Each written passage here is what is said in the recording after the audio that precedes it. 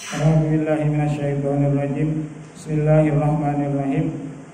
Ta'alim wa ta'alim halaman 13. Pasal ikhtiyari ilmi wal ustazi wasyariki wassabati alaihi. Bismillahirrahmanirrahim. Qala al-muallifu nafa'ana Allahu bihi wa bi ulumihi fid dharain. Amin. Faslun fi ikhtiyaril ilmi wal ustadi wasyariki wassabati alaihi. Pasal ini di dalam menjelaskan memilih ilmu, memilih guru, memilih teman, dan tempat di mana belajar. Yang bagi li talibil ilmi ayyakhtara min kulli ilmin ahsanahu wa ma yahtaju ilaihi fi amri dinihi fil hali thumma yahtaju ilaihi fil ma'ali wa yuqaddimu ilmat tauhidi wa ya'rifullaha ta'ala bid dalil fa inna imanal muqallidi wa in kana sahihan indana lakin yakunu asiman bitarkil istidlali.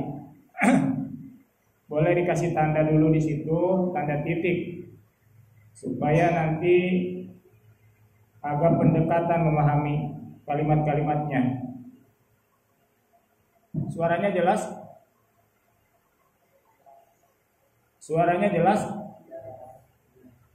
Baik, yang bagi penting li talibil ilmi bagi santri, li talibil ilmi bagi pencari ilmu, ya.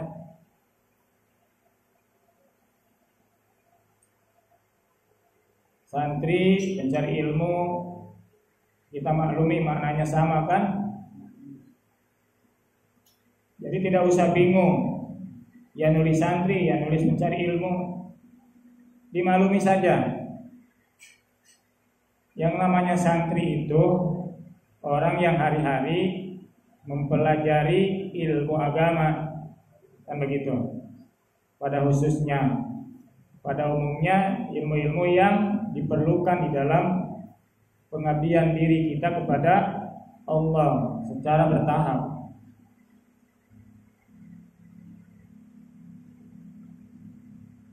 Yang bagi penting li talibil ilmi bagi santri, apa yang penting? Ayakhtara,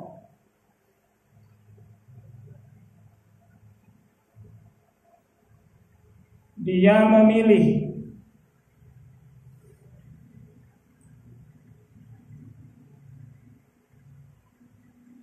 Yahtara itu fi'il, dia perlu fa'il. Fa'ilnya dhamir huwa balik kepada thalib, santri itu. Maka ayakhtara, hendaknya dia memilih, begitu. Siapa dia? Santri. Ayakhtara, hendaknya dia memilih.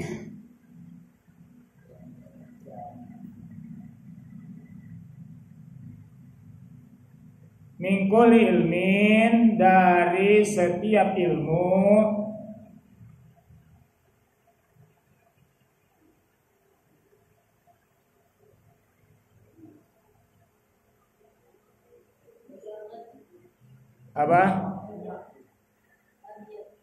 apa?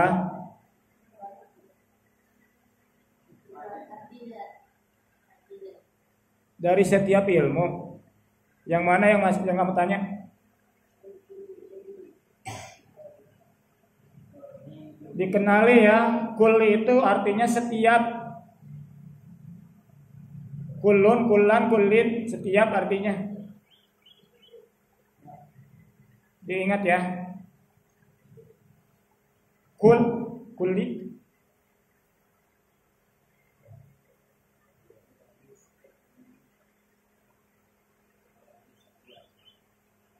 Dalam ilmu yang tingkat selanjutnya nanti kalian akan mengenal kulli itu terbagi dua. Ada kulli jami, ada kulli majmu'. Beda tidak kulli majmu' dengan kulli jami? Tentu beda.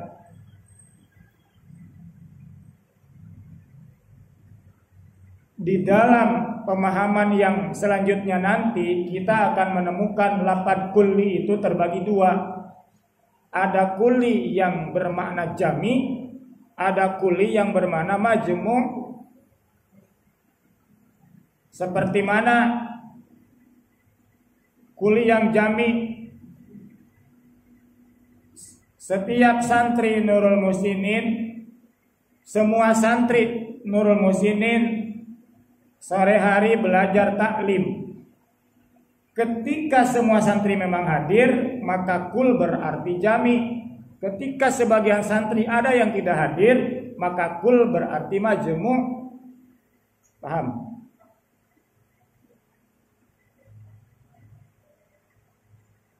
Ketika santri yang hadir hanya sebagiannya saja, maka kul berarti majmu'. Ketika santri sejumlah yang ada di Nurul Muhsinin hadir semua, maka kul berarti jami. Paham?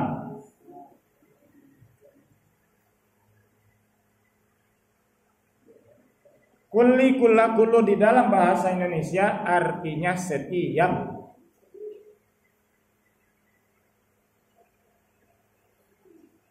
Seluruhnya.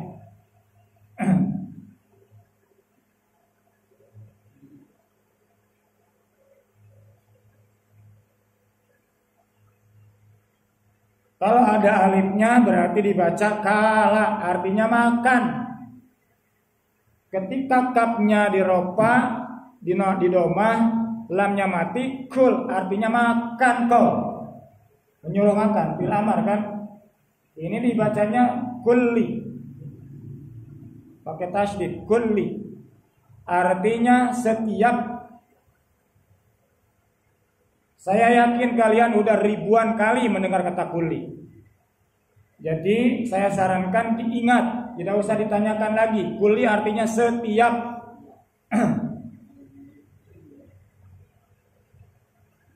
Min kulli ilmin, dari setiap ilmu. Ahsanahu, terhadap yang terbaiknya ilmu. Dia maf'ul bih. Ahsanahu itu tarkibnya maf'ul bih. Ahsanahu yang terbaiknya ilmu. Wama, dan perkara yahtaju yang butuh santri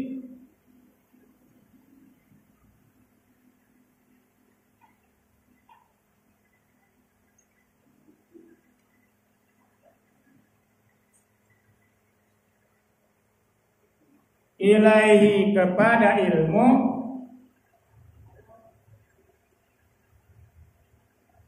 fi amri dinihi, di dalam urusan agamanya.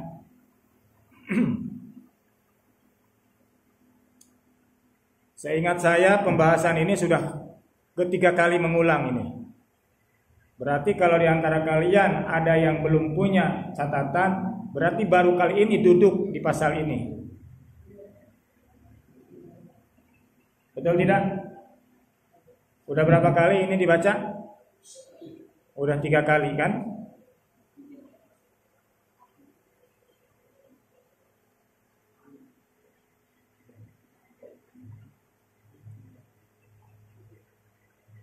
Fil hali, di saat itu.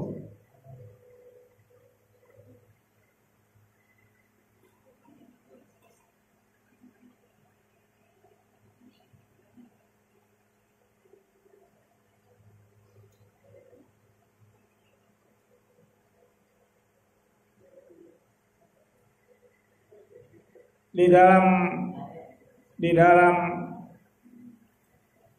kita melaksanakan ta'lim itu, di di saat kita sedang belajar seperti ini, ada yang ingin saya sampaikan dalam kesempatan ini.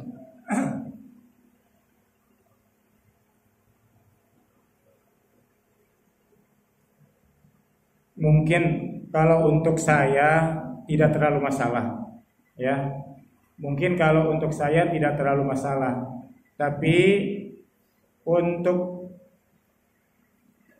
katakanlah guru-guru yang lain, di saat seorang guru sedang membaca kitab,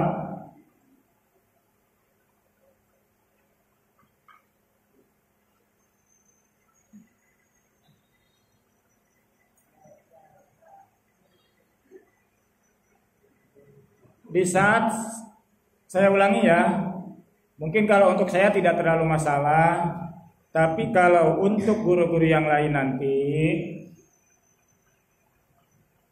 di saat pembacaan kitab seperti ini, menurut adab taklim, menurut adab dalam belajar, tidak diperkenankan bertanya. Itu adab. Terdengar tidak? Kenapa? Salah satu contoh tadi, ketika seorang guru ditanya, nanti jawabannya melebar kemana-mana, kan begitu? Kenapa? Karena harus menjawab dengan segala pemahaman yang bisa dipaham, begitu. Tidak seenaknya seperti orang ngomong singkat-singkat begitu aja, nggak bisa. Gitu. Tapi kalau untuk saya tidak terlalu masalah, boleh aja nanya kapan dan dimanapun boleh. Tapi di dalam adab belajar ilmu boleh kalian tanya ke ulama, ya, ke orang ahli ilmu. Di saat pembacaan kitab seperti ini, sejatinya mustami'in, santri, peserta belajar tidak diperkenankan untuk bertanya. Dan sejatinya di dalam belajar jangan banyak bertanya, tapi harus banyak mencermati. Dan ini sudah dicontohkan Allah di dalam Al-Quran, betul tidak? Seperti saat Nabi Musa berguru kepada Nabi Khadir. Beberapa kali Nabi Musa memohon kepada Khadir, saya ingin berguru kepadamu. Jangan, kata Nabi Khadir. Kenapa, kata Nabi Musa? Pokoknya jangan. Tapi Nabi Musa tetap bersikeras ingin berguru kepada Nabi Khadir. Akhirnya apa yang terjadi, kata Nabi Khadir? Kau jangan bertanya di saat perjalanan belajar kita laksanakan. Siap, kata Nabi Musa. Tapi apa yang terjadi? Nabi Musa kan kritis. Ya tidak? Begitu datang ke sebuah kampung, tiba-tiba Nabi Khadir ngambil api, dibakarnya kampung itu. Kata Nabi Musa, hei guru, kenapa kau bakar kampung ini? Apa di dalam Al-Quran dijelaskan? Kata Nabi Khadir, pulang kau. Betul tidak? Pulang kau. Gak usah belajar dengan aku. Awal kan udah aku bilang, kalau kau memang mau berguru dengan saya, ikuti saja perjalanan ini. Tidak usah kau banyak tanya. Oh iya.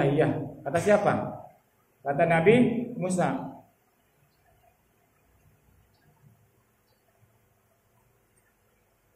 Udah kau pulang aja. Enggak.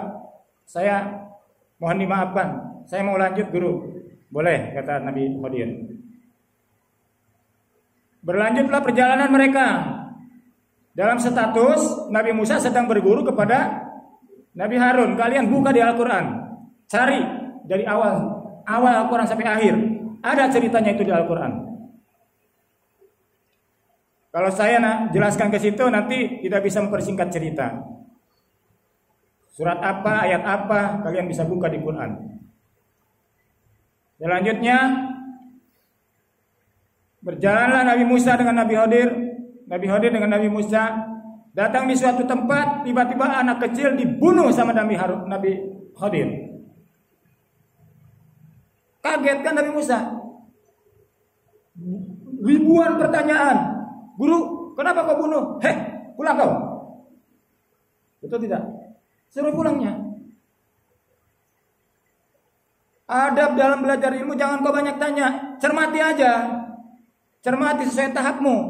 Tidak usah banyak tanya. Begitu. Oh iya kata Nabi Musa. Akhirnya berjalan lagi mereka berdua. Sampailah di suatu pantai.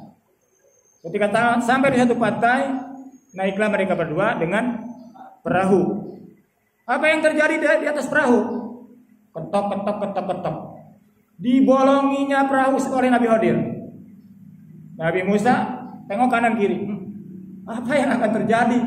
Ini perahu di tengah lautan, dibolongin, air masuk, kita tenggelamlah, kata Nabi Musa. Hei guru, apa kau? Kata Nabi Khidir. Kenapa kau bolongi itu? Pulang kau. Bingung Nabi Musa suruh pulang, marah di tengah laut. Kalau kau sungguh mau belajar dengan aku, cermati aja. Apa yang kau dengar, apa yang kau lihat, kau cermati, kau pelajari. Suatu saat nanti aku akan nyuruh kau bertanya. Iya, maafkan saya. Kata siapa? Kata Nabi Musa. Nabi yang sangat gagah. Nabi yang dikenal dengan kalimullah. Dia tidak. Karena diberi kesempatan mendapat firman langsung dari Allah. Di mana? Di Tursina. Ya tidak. Sampai sinar merah semuka gunung waktu itu. Dan Nabi Musa terpental. Ya tidak. Tidak mampu. Tidak mampu saat kalamullah datang waktu itu. Tapi dinyatakan wa kalamallahu Musa taklima dalam Al-Qur'an, bahwa sejatinya Allah berfirman dengan Nabi Musa secara langsung waktu itu. Ya tidak. Ditauqid di dalam Al-Qur'an, taklima. Akhirnya setelah 3 kali terjadi, Nabi Musa disuruh pulang oleh Nabi Khidir tersebut. Beloklah, diketahuilah si perahu tersebut banyak masuk air. Diketahui oleh si nakoda, maka beloklah perahu ke daratan. Setelah itu, maka Nabi Khidir menjelaskan semua dari awal sampai akhir perjalanan.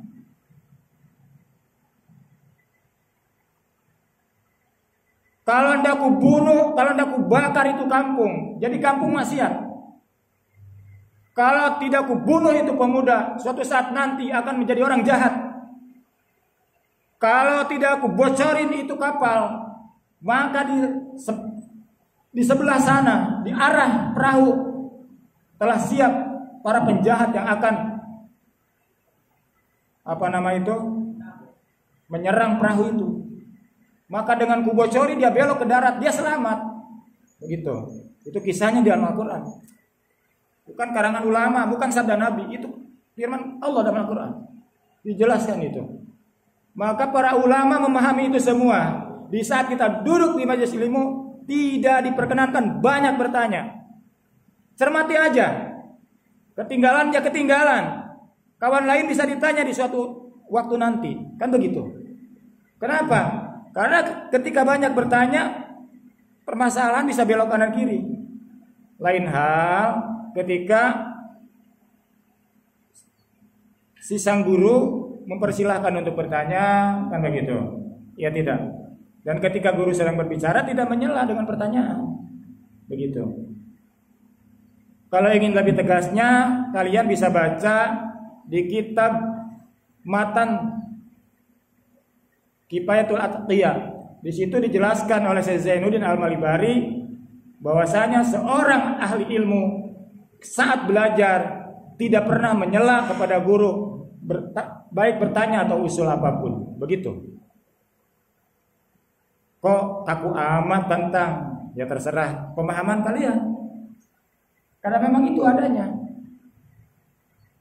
Yang sudah terdengar saja belum tercermati, ya tidak. Apalagi ditambah dengan yang belum terdengar, ya tidak. Paham tidak? Saya tidak memarahi di antara kalian, tidak. Saya hanya menyampaikan seperti itu, ada belajar. Dan itu harus kalian lakukan dengan guru dengan siapapun. Kalau dengan saya tidak terlalu masalah. Saya bukan ahli ilmu kok. Saya bukan ahli di dalam bidang ilmu. Saya hanya sebatas membacakan kitab saja, ya tidak. Menghantarkan kalian mendapat taufik dari Allah itu bukan kelasnya. Tapi kalian harus mengingat itu. Kalian boleh bertanya kepada muhaqqiq, bertanyanya jangan kepada orang yang jawab dengan perut, tapi kepada orang yang bisa menjawab pertanyaan dengan dalil. Ya tidak. Dengan fatwa ulama, bukan dengan perutnya dia sendiri. Memaknai kalimat dengan perutnya dia sendiri. Memahami suatu masalah dengan perutnya dia sendiri. Begitu. Terdengar tidak? Terdengar tidak?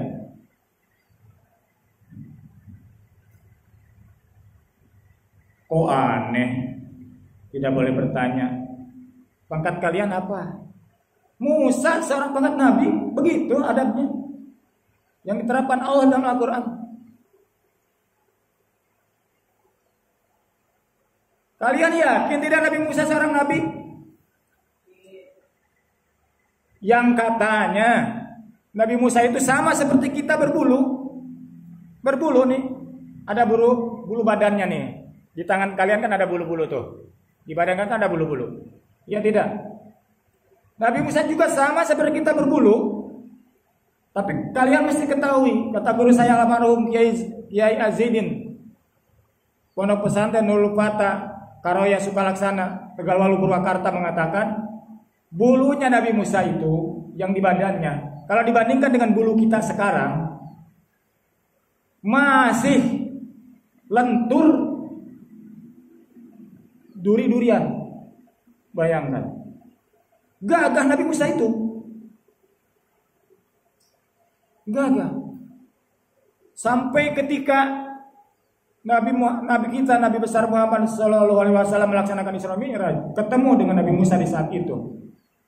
Ditanya Nabi Muhammad oleh Nabi Musa, "Hei Nabi Allah Muhammad sallallahu alaihi wasallam, apa yang kau dapatkan dari Allah dalam perjalanan ini?" "Kami disuruh salat 50 waktu." "Wow," katanya. "Silakan kau kembali kepada Allah. Jangan kau pulang dulu menghadapi umat. Jangankan umat-umat kalian. Umat kami yang segagah ini tidak bakal mampu mengerjakan salat 50 kali dalam 24 jam." Begitu kata Nabi Musa. Memang betul.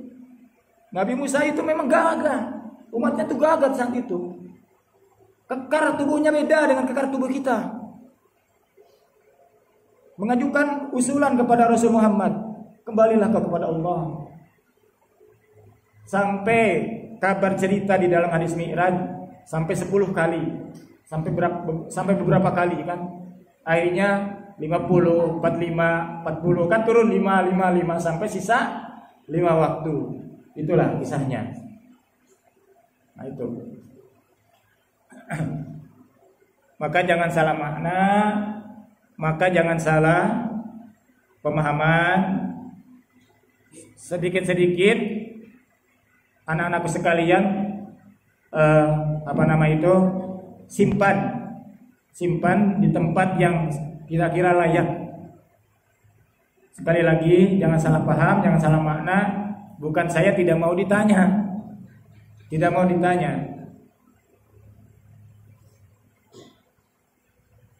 tetapi itu semua melanggar adab taklim. Ya tidak. Boleh tidak menyembunyikan ilmu? Kan tidak boleh. Tapi kenapa Nabi Khidir saat itu nyuruh pulang kepada Nabi Musa? Bukan bab ilmu disembunyikan dan tidak diajarkan di situ. Bab murid tidak ada kepada guru, permasalahan di situ. Ya tidak. Salah satu contoh, pernah tidak saya di hadapan kalian membaca kitab cukup 1 kali? Pernah tidak? Sampai 2, 3, 4 kali saya baca ulang-ulang. Artinya apa? Di saat yang ketinggalan di putaran kedua, ketiga, keempat bisa kalian lengkapi. Ya tidak? Betul tidak? Adalah pernah dibaca sekali 2 kali kan gitu. Tapi seringnya saya rasa diulang-ulang. Kenapa diulang-ulang? Itulah tadi. Ketika di antara kalian ada yang tertinggal, bisa dilengkapi, kan begitu. Ya. Kita pahamkan. Jangan ada pemikiran yang lain-lain. Saya lubar, saya berusaha untuk jembar. Insya Allah kalian boleh saja bertanya kepada saya kapan dan dimanapun, boleh. Saat ada pelajaran yang tidak paham, yang ketinggalan makna dan sebagainya, boleh kalian bertanya. Tapi ingat, dengan guru lain tidak boleh kalian lakukan itu. Kita itba kepada apa? Kita patuh. Kita mencermati apa yang difirmankan Allah dalam Al-Quran. Di saat Musa alaihissalam belajar kepada Nabi Harun, ada satu pertanyaan saya untuk kalian. Berapa nama Nabi di dalam Al-Quran? 25, betul? Sehingga ulama menetapkan nama Nabi yang 25 itu wajib diketahui oleh setiap mukmin, setiap muslim.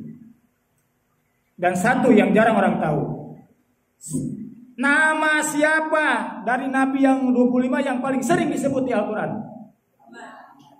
Kan salah jawaban kalian. Nabi Musa.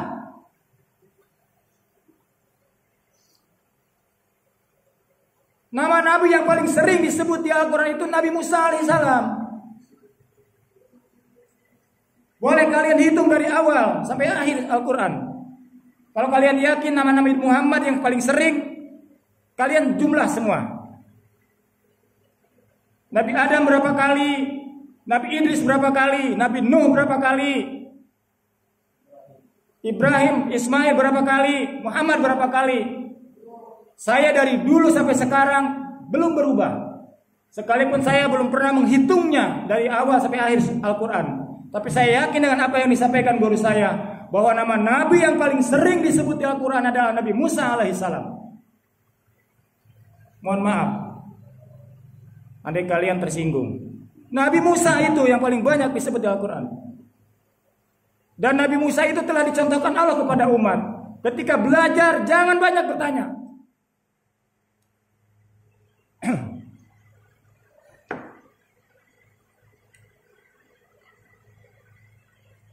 Lakukan aja sharing dengan kawan. Lakukan di waktunya, di saat mutolaah, di saat munadzarah, ya tidak, di saat meneliti, tanya dengan kawan yang lain.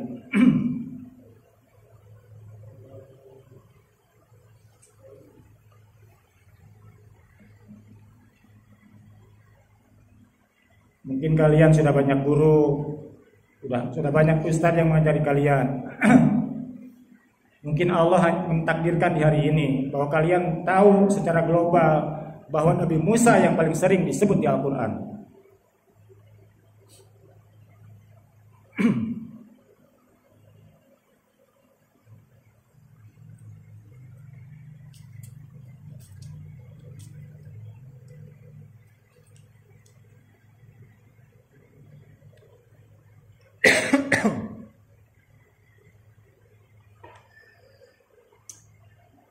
Sampai mana tadi?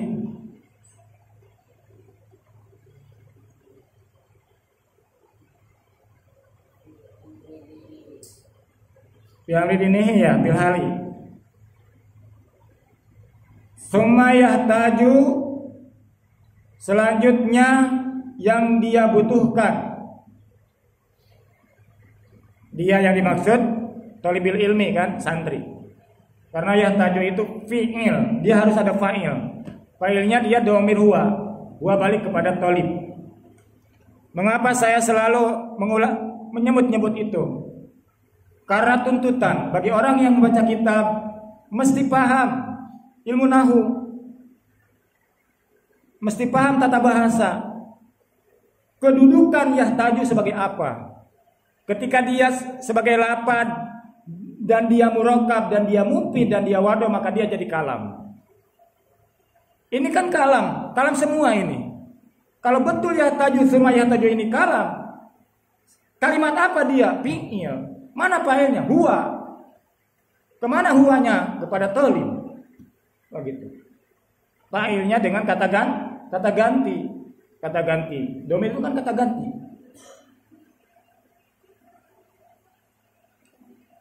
Sumayah taju. Selanjutnya yang dia butuhkan ilaihi kepada ilmu fil ma'ali di masa yang akan datang. Wa yuqaddimu dan mendahulukan dia, dan dia mendahulukan siapa dia? Santri. Yuqaddimu itu fi'il. Fa'ala yufa'ilu, farraha yufarihu, qaddama yuqaddimu. Sulasi mazid dia. Wa yuqaddimu dan mendahulukan, dan dia mendahulukan ilmu tauhidi terhadap ilmu tauhid.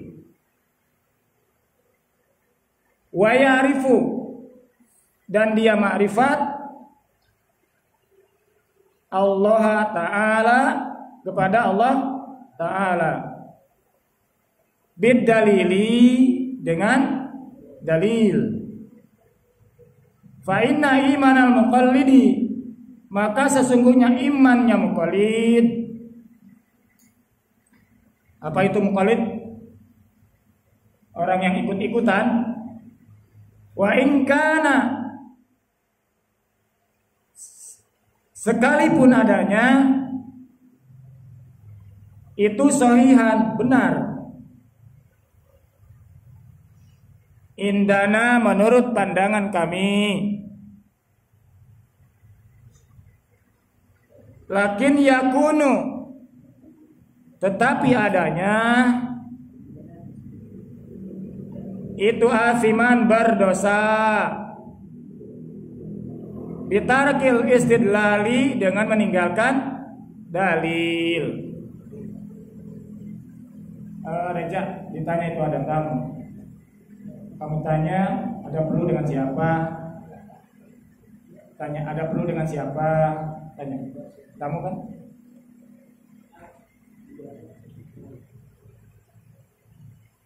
Kalian kenal tidak? Coba tengok kalian kenal tidak? Ada yang kenal tidak?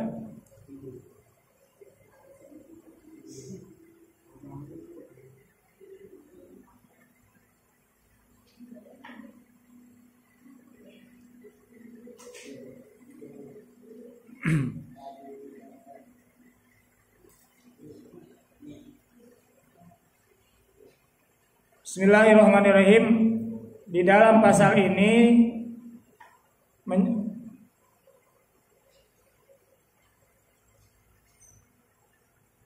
dijelaskan tentang memilih ilmu, guru dan kawan dan tempat belajar.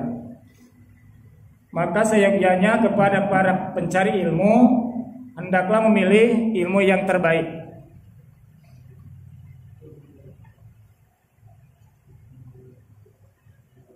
Dan ilmu yang dibutuhkan apa katanya?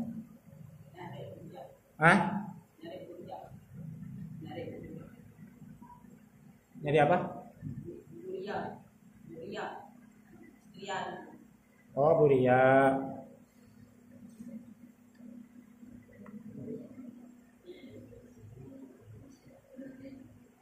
Malum ya, sudah tua. Jadi kalau kenceng-kenceng tuh enggak nyangkut. Oh ya, gitu aja kedengarannya itu. Mudah-mudahan kalian tidak seperti saya. Di usia 50 tahun itu secepat apapun orang ngomong ketangkap gitu. Kalau saya ini terus terang, kalian kan tahu sendiri tadi. Dengan secepat itu tidak ketangkap. Tapi kalau kalian bisa pelan, buria, mungkin kedengaran. Malum aja ya.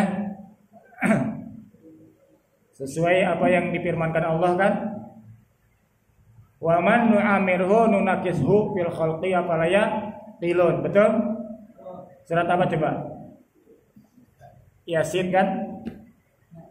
Orang yang dipanjangkan umurnya Allah kembalikan seperti kanak-kanak. Pendengarannya berkurang, dan pemahamannya juga berkurang. Pokoknya kembali kepada anak-anak. Maka kita ketika berbicara dengan orang yang lebih tua, bukan harus menganggap anak-anak, tapi berbicaranya tidak seperti dengan yang orang yang segar-segar gitu. Gak usahlah pakai kalimat-kalimat yang manja-manja. Yai, beliau itu mencari Bu Ria. Gak usahlah kayak gitu. Mencari siapa? Bu Ria. Agak pelan aja gitu. Pelan, tegas, gitu. Kita kan tahu semua. Mungkin kalian kalau diundang baca Yasin kan dibaca itu. Wa man nu'amiru nunakishu fil khalqi afala yaqilun. Orang yang dipanjangkan umurnya banyak yang kembali kepada kecil, berak di situ, kencing di situ kan, pendengarannya B semua, berak di situ, belik, ketika tersinggung belik kan gitu, mentalnya lemah, hati-hati. Jadi kalau berbicara dengan yang lebih tua,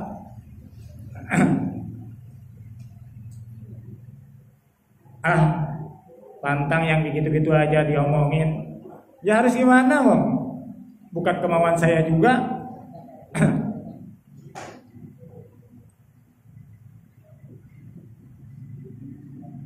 Kembali kepada bahasan kita.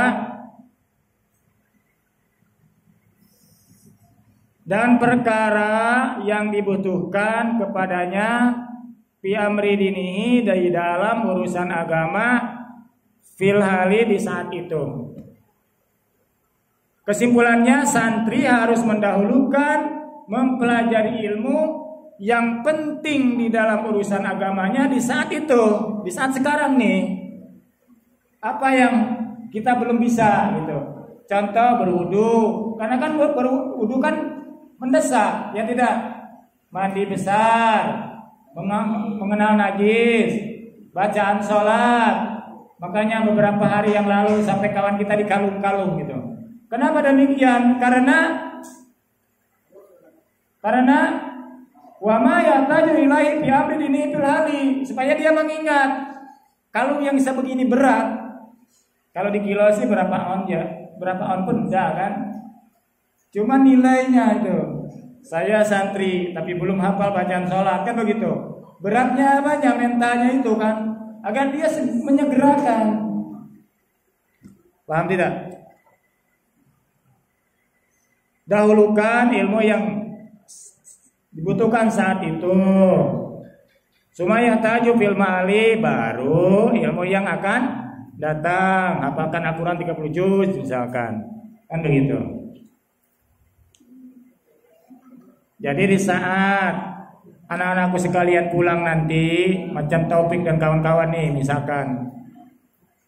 Tapi harapan saya mudah-mudahan Nurul Musinin periode 2003-2004 ada SMA-nya. Sehingga anak-anak bisa lanjut di sini saja menurut saya, kan begitu. Karena bukan mudah beradaptasi di tempat baru itu, bukan mudah. Mudah-mudahan di Nurul Musinin ada SMA-nya nanti. Hanya sebagai ihtiyat, sebagai kehati-hatian, di saat kalian pulang dari Nurul Musinin kapan-kapan,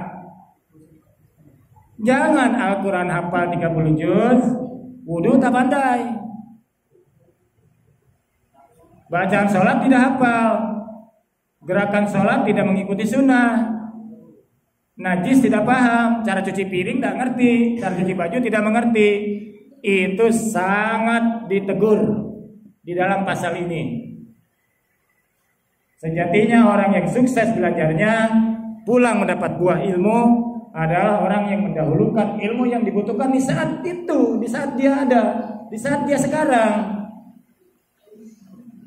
andaikan ganti waktu, kalian duduk di depan calon wali, di depan penghulu, di depan calon wali dan saksi. Apa yang terjadi? Mau nikah, pahami dulu ilmu nikahnya. Jangan asal nikah. Kan begitu. Kenapa? Wa ma yataju ilaihi fi amri dinihi fil hal. Betul tidak? Ilmu nyandung, ilmu memadu wanita kau pelajari. Ilmu beristri satu pun belum paham. Bagaimana cara menafkahinya, bagaimana cara mendidiknya, bagaimana cara menempatkannya. Ini pacar sudah 8, dipilih mau diambil 4. Survei membuktikan itu langkah salah. Paham tidak? Pak Hari ketawa-ketawa dia. Pacar dia banyak belasan, tapi satu pun belum ada yang nyangkut. Karena pacarnya tahu dia masih belajar.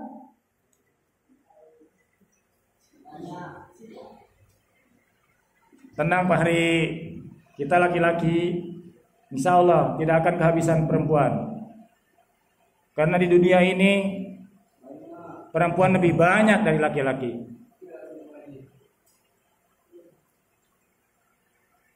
Perempuan jangan takut, banyak aja laki-laki yang nyari nanti. Banyak aja yang mau 2, 3, 4 tuh banyak aja nanti. Perempuan itu lebih banyak dari laki-laki. Udah tahulah di Kalimantan Barat ini. Menjelang kiamat terjadi katanya. Saya kalau ditanya hadisnya, mana hadisnya? Angkat tangan saya. Tapi saya sering mendengar. Sampai hari ini saya tawakuf begitu. Tapi orang yang menyampaikan kalimat ini bukan orang sembarang. Kata beliau, guru saya almarhum, menjelang akhir zaman nanti, menjelang kiamat terjadi, satu laki-laki bandingannya adalah 50 perempuan. Jadi kita laki-laki nih, gak usah aneh-aneh.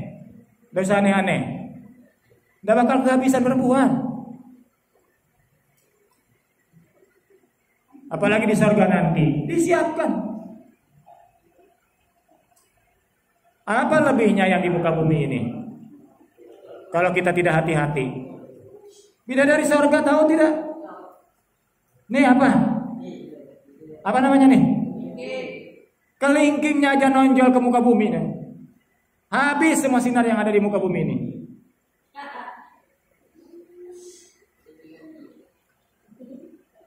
Itu ada tamu. Ada tamu tuh. Coba gantian. Coba Ri, kamu nih. Ditanya nih. Raja. Nah, si Raja pemberani.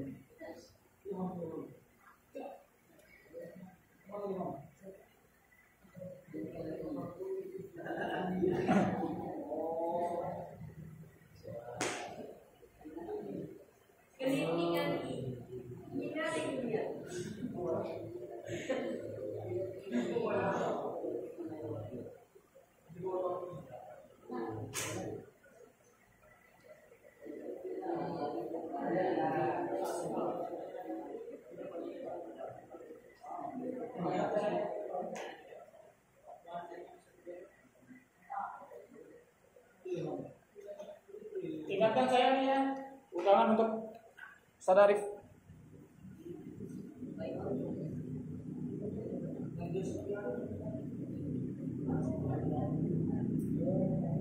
Baik, hendaknya santri mendahulukan ilmu yang hendak digunakan di saat itu. Tanya diri kita mau mengerjakan apa nih? Apa ilmu yang belum kita paham? Andaikan hari ini kamu mau berdagang, pelajari ilmu dagang. Bagaimana cara berijab kabul? Bagaimana ketika menjual barang dengan jenis seperti ini? Barangnya mulus, barangnya cacat, dan sebagainya. Bagaimana ilmu itu? Jangan sembarang jadi pedagang. Mau kawin, saat itu dahulukan, dijeda sebentar, pahamkan bagaimana cara ijab kabulnya, bagaimana nanti setelah dinikahinya, pelajari dulu. Bentang.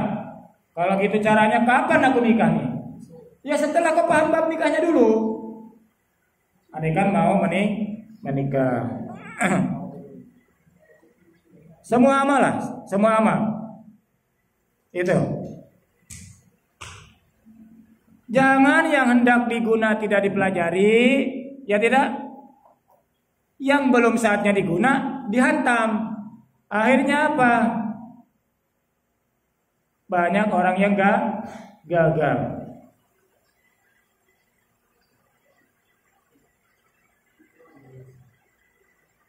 Kawan saya bilang, Tam, ini mungkin tidak sembarang kalau kita mengatakan ini hadis. Ini pun tidak sembarang kalau kita mengatakan ini adalah fatwa ulama. Tapi kita cermati kalimat ini saja katanya. Sekali memandang mahram, sekali memandang ghair mahram, sekali lelaki memandang yang tidak halal baginya dipandang, perempuan yang tidak halal dia pandang, maka akan habis suatu saat nanti semua ilmu yang dia pelajari. Kan begitu.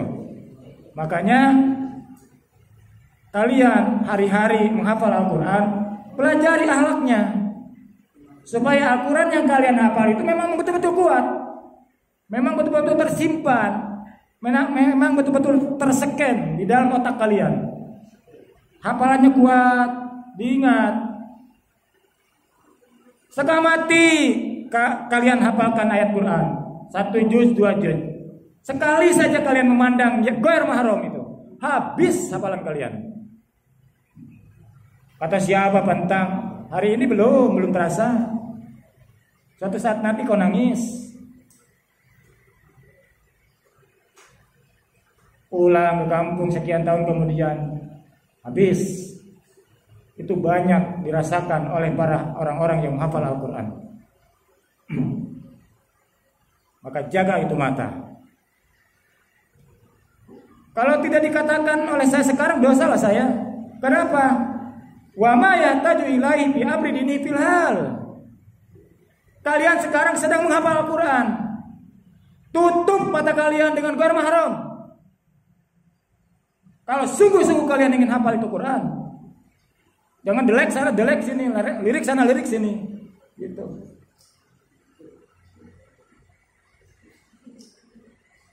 Kata siapa? Kata Caesar Nuji, wa ma yahtaju ilaihi fi amri dini fil hal. Fokus.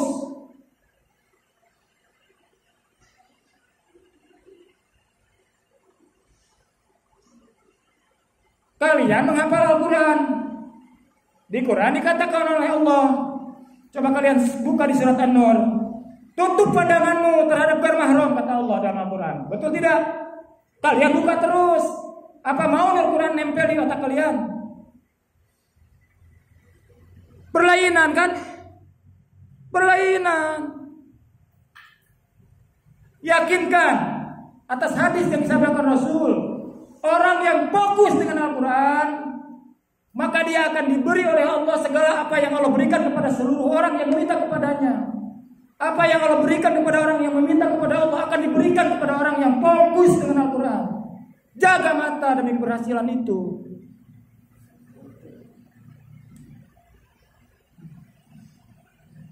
Hinakan diri ketika memandang ghair mahram. Maka betul sebagian ulama ada yang mewajibkan. Bahkan Imam Syafi'i itu mewajibkan perempuan itu bercadar, berfurdah.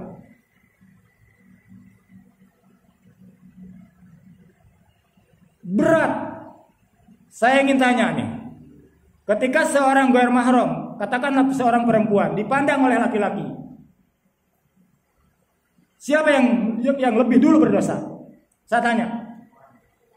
Si perempuan itu.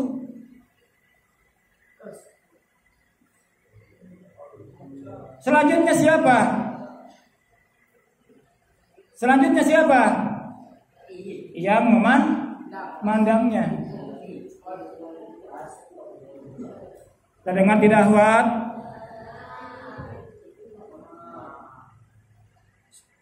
Kalian harus banyak bersyukur. Kalian sudah cantik, tidak usah jadi jelek. Ketika kalian dipandang oleh ghair mahram, maka ketika kalian yang lebih dulu menanggung dosanya.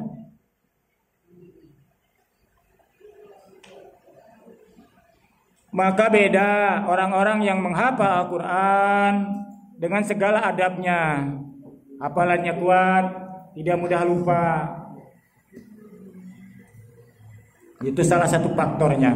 Karena kata Nabi, Al-Quran bagaikan seekor unta. Bagaikan seekor unta. Kalau unta itu tidak diikat, apa yang terjadi? Pergi. Kalian buka mata, kalian buka pandangannya. Wa ma yahtaju ilaihi fi amri dinihi fil hal. Dan ilmu yang yang dibutuhkan di dalam urusan agama di saat itu. Sekarang Fahri dan kawan-kawan sedang sibuk menghafal Al-Quran, menghadapi imtihan, menghadapi simaan dan sebagainya, murojaah, setoran dan sebagainya. Tutup pandangan kalian kepada ghair mahram. Kenapa? Sebanyak kalian yang hafal, sekali memandang habis itu hafalan. Kenapa? Kenapa? Karena kalian tidak taat kepada Allah. Di dalam Al-Quran Allah firmankan, jaga pandanganmu terhadap ghair mahram. Kalian malah lakukan. Apakah mau Quran ada dalam diri kalian?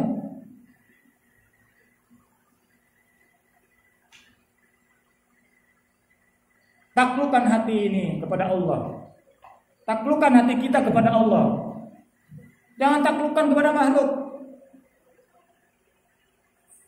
Dalam keseharian 24 jam, dimanapun kalian, ittaqillah haitsu ma kunta. Bertakwa kepada Allah dimanapun kondisi kita ada. Begitu. Ya tidak?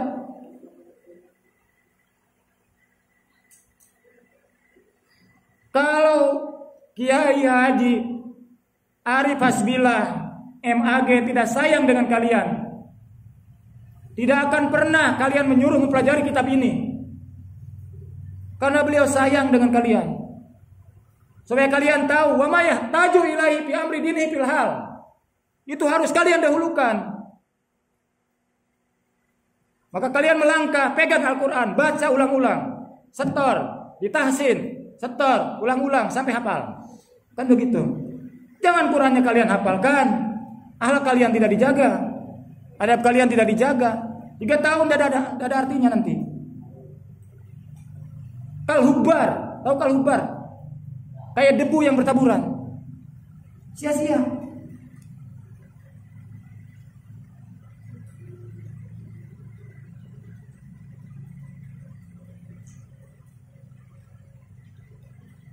Wa ma yahtaju ilaihi fi amri dinihi fil hali. Suma yahtaju ilaihi fil ma'ali. Selanjutnya barulah kalian yang akan datang. Hafalkan 30 juz itu.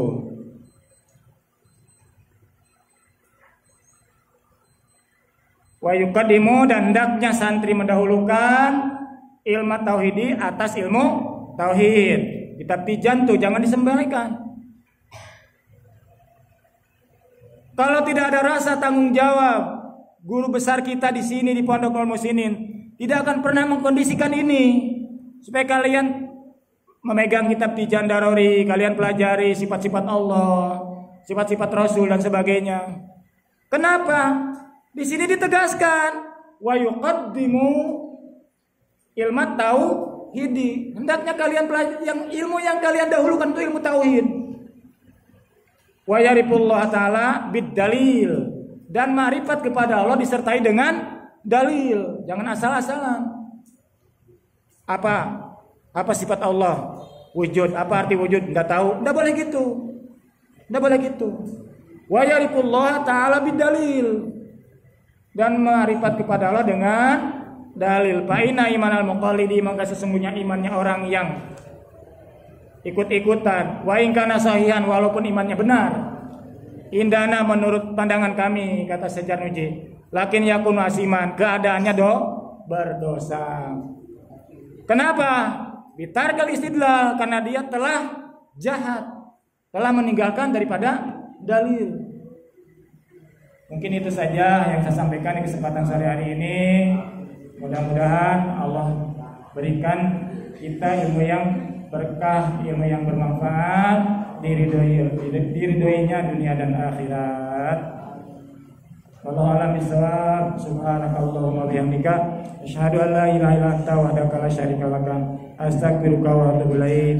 Wassalamualaikum warahmatullahi taala wabarakatuh.